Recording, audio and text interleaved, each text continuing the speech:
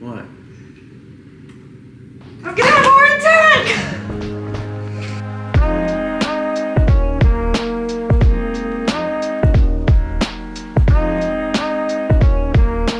Hey y'all, and welcome to the Max Live. I just got through working on something that I think y'all are gonna like. It's our bonfire store, guys. I have a couple of new t-shirts up and I think you're gonna like. We're gonna give you a sneak peek right now of one of those. It's a wonderful way to help our channel. If you guys want to support our channel, you can go over and check those out. But it also gives you a tangible item, and you guys know the holidays are right around the corner. And if you're anything like me, I don't do last minute shopping, so you guys can head over there and check that out. Now, I wanna walk you out to something that is pretty cool. If you guys know, I have been making my own homemade root beer for a little while. And I'm gonna show you my section. I have a ginger bug. If you guys wanna know anything about making your own root beer, you can go over and check that video out. It is on the Max Life, and it is how to make your own homemade root beer, and it is really good. But in order to start that, you need what's called a ginger bug. And it's kind of like your sourdough starter for your sourdough bread. And in order to give it that really nice fizz and the wonderful flavor, part of your root beer calls for ginger. Now, this is my wonderful bed of ginger right here. If you glance over here in my other part of my kitchen garden, you'll see that I have an area right here and an area right here, and a little one up there growing, and then I have a couple more in the back that have started from turmeric. Now, I'm over in my kitchen garden area. This is where my little turmeric started. I had a couple of pieces. As you can see, I have flagged those a long time ago because they go underground, and I have slowly split these off and taken them to other areas to grow up.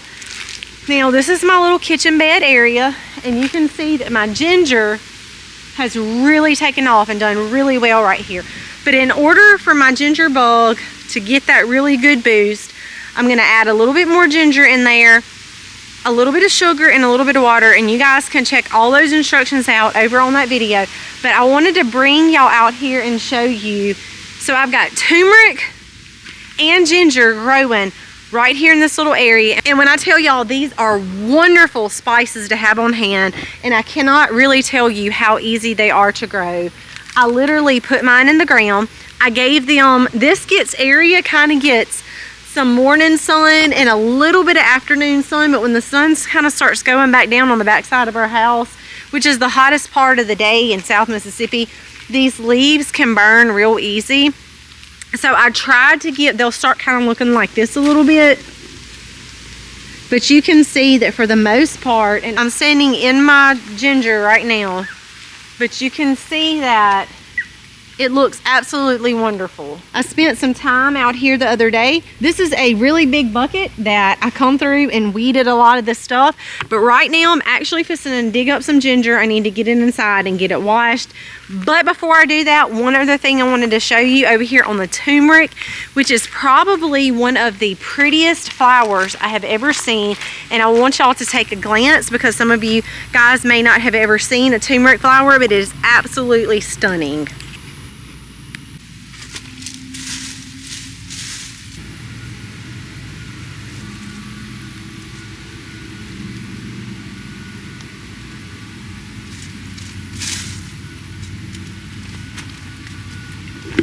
All right, y'all, I actually only need a little piece to drop down on my ginger bug, but obviously you can see that it's really dirty, so I'm just gonna take this inside and get it cleaned up.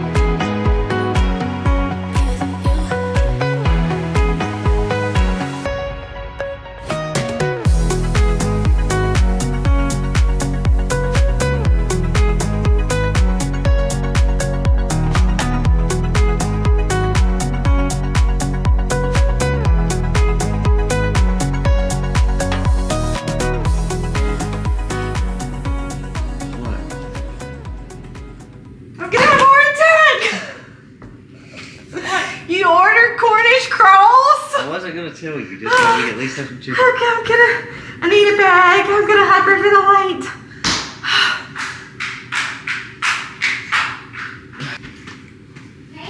Y'all, seriously, I don't know what I'm gonna do.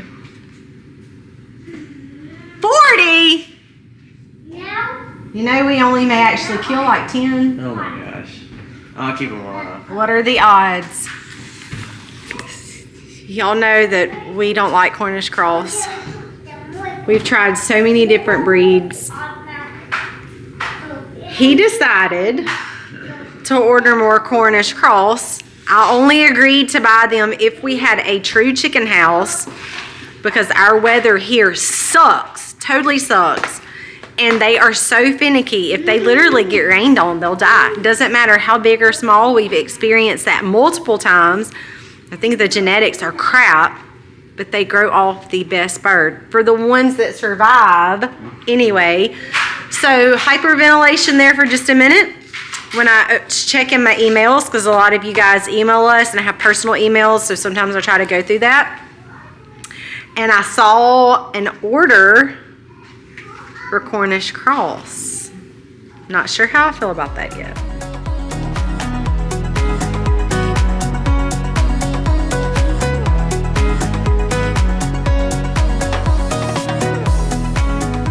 Spaghetti noodles and of course dried beans. So it's pretty bad when you have to go back and watch your own video for your recipe. This is not one that I had wrote down, but I actually did a collaboration, let's see, how many years ago? 4 years ago for a recipe that we absolutely love, but I haven't used it recently. Like, it has been a while. And using my wonderful menu over there, today is creamy spinach and sausage pasta. But I couldn't remember the recipe, so I'm having to go back and watch. And if you guys are interested in making this recipe, I will post the link for y'all so you can go back and watch that recipe. It is really, really good and it is really, really easy.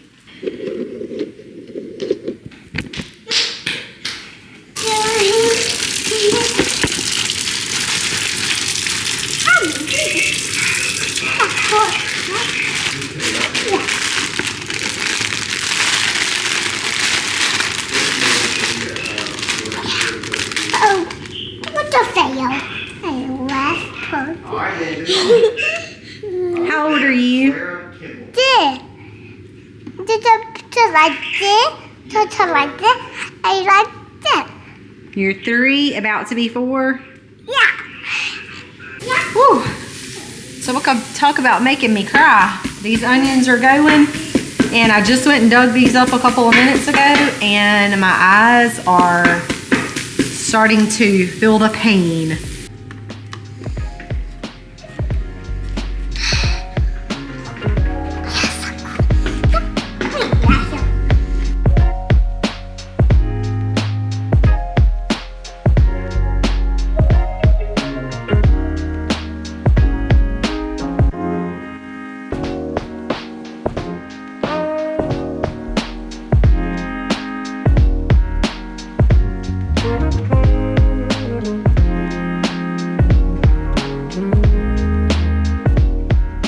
The spinach is sauteed down. It just needs a little bit of salt.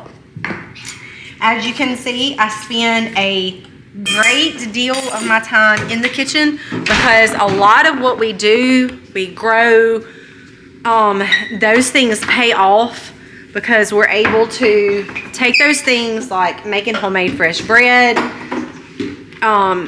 cooking from scratch, all of those things.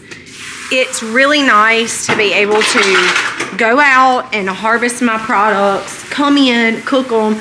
So it does require a lot of time in the kitchen, but it is always so worth it knowing that I'm giving my family healthy and hearty meals that are not full of junk. And speaking of going out, that's where I'm headed right now. I have a couple of things. I've got to go back in and get a bowl though. Hang tight.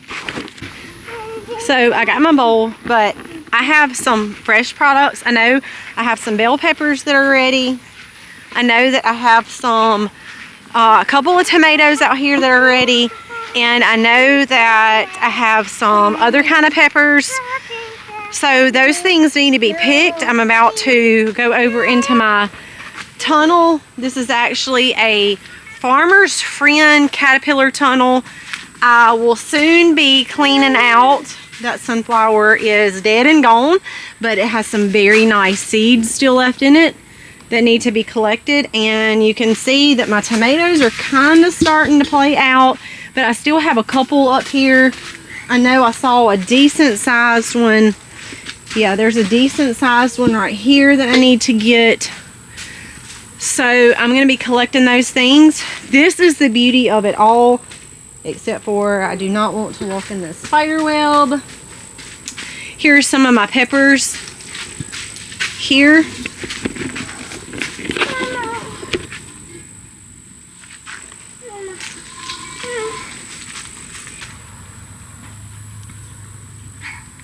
The sweet potatoes have officially started taking over. They're overflowing everywhere. But you know what that means? That means we're going to get a good sweet potato harvest. Now, the bed that you see all the way back there outside of the high tunnel, I've already actually harvested some out of that bed and they were delicious. But that's coming very soon and very soon. You see what it's kind of like, a day in the life of a homesteader. Sometimes that means standing in the kitchen all day, and that's okay. The whole reason that we come out and grow our foods is to give our body the nutrition that we need. And of course you can see I have things still growing and doing wonderful. This is some basil. I still actually have some greens popping out over there that some have gone to seed, some have grown back again. We still have some carrots going, some more greens going, more basil, holy basil. Y'all, I did not even plant one single sweet potato over here. This was just an old bed that I had sweet potatoes in last year that have begun to grow back, and now I have sweet potatoes in an area. This is not the only area. I have 2 more areas that are literally growing sweet potatoes that I didn't even plant in.